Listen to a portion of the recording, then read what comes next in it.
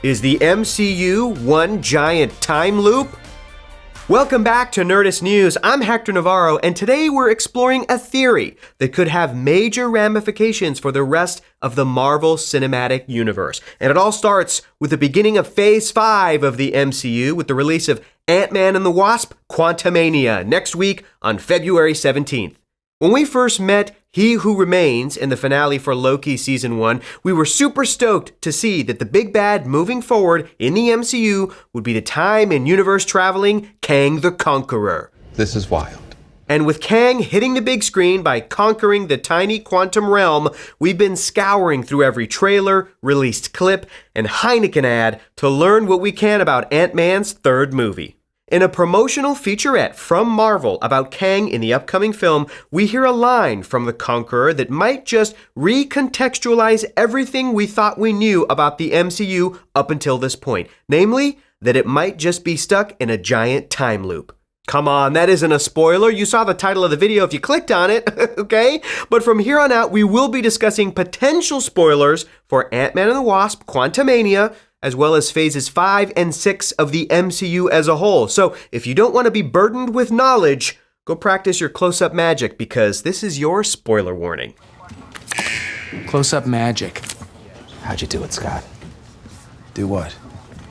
The card trick?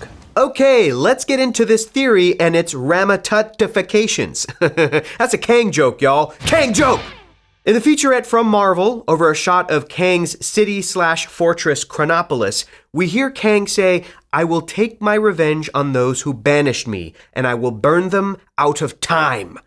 Take that as Exhibit A of evidence, with Exhibit B being a released clip where it seems that Ant-Man meets Kang for the first time. Who are you? Kang asks if he's killed Ant-Man before. Have I killed you before? He then reveals that he's killed so many of the Avengers that it's starting to blur together for him. Champagne problems.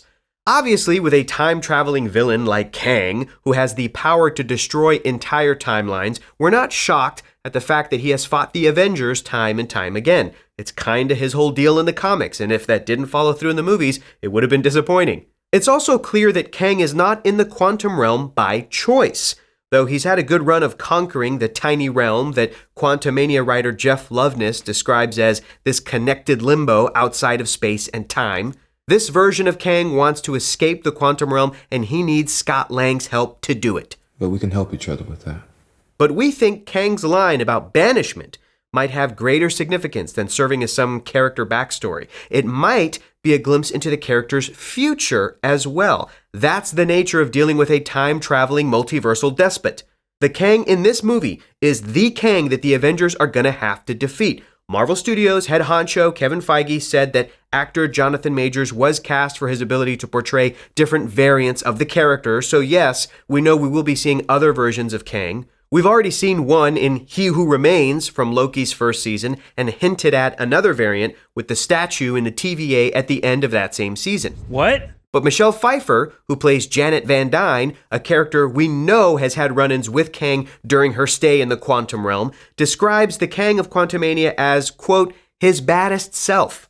And why show the baddest version of Kang if that variant won't be the big bad of this MCU saga? Just wait till you meet my variants. Let's get back to Kang's line about banishment. We know that Kang will brush up against the Avengers, leading up through the 5th Avengers film, Avengers: The Kang Dynasty, with their battle most likely culminating in Avengers: Secret Wars. The MCU will be adding many new characters who we haven't met in the films yet, like the Fantastic Four, Blade, and possibly members of the X-Men and Young Avengers. And how will all these new and returning characters defeat a time traveler? They might decide it's by sticking him in that limbo outside of time that is the quantum realm. We're not talking about random Avengers variants we'll never meet. We're talking about the ones we follow in the MCU's sacred timeline, banishing Kang in a place outside of time where he'll meet a young Janet Van Dyne, conquer the quantum realm, and start the whole time loop all over again. Meaning the MCU, at least through phases 5 and 6, is stuck in a giant time loop where Kang escapes the quantum realm to unleash hell on the universe, only to be defeated and trapped right back in the same moment where it all started, creating a cycle. Bunch of jackasses standing in a circle. This would be one way to have all the Avengers that Kang's killed blur together in his memory. He's been having this fight over and over again like some cosmic Sisyphus rolling a boulder known as trying to conquer the multiverse up that hill day after day after day. The Avengers have already used time travel to defeat the last big bad, Thanos, by killing him and then killing a younger version of him. No, not a baby version of him, because as Rhodey discovered, it wouldn't work. Why don't we just find baby Thanos, and... First of all, that's horrible. It's Thanos. Just a version of Thanos from a few years earlier in 2014. So the Avengers are familiar with time travel as a tool. And sure, trapping Kang in the quantum realm might not be good for the denizens of the quantum realm, but maybe the lesser of two evils is that he only has one universe to control instead of all of them.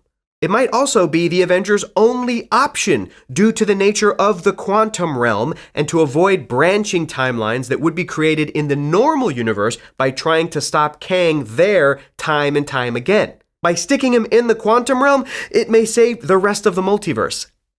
Sorry, denizens of the quantum realm. Sorry. You're going to have to keep trying to rebel. Another reason Kang might be so hell-bent on burning the people who banished him out of time itself is because that's the only way he can escape this cycle that only he knows he's trapped in. The physics of the quantum realm don't match the physics of the normal universe. While we know that time in the main Marvel universe traveled forward during the years Janet Van Dyne and Scott Lang were each trapped in the quantum realm, it doesn't mean that sticking Kang back in the quantum realm to defeat him would work in the exact same way. Time travel is confusing. Time travel! This is probably a reason that Marvel Studios has been so reliant on writers like Jeff Loveness, who wrote Quantumania and is writing Avengers Kang Dynasty, and Michael Waldron, who is behind the Loki series, and Doctor Strange in the Multiverse of Madness. Both are veterans of writing for Rick and Morty, so they seem like shoo-ins for writing time travel stories that both make sense, as well as have dramatic stakes for the universe that they're set in.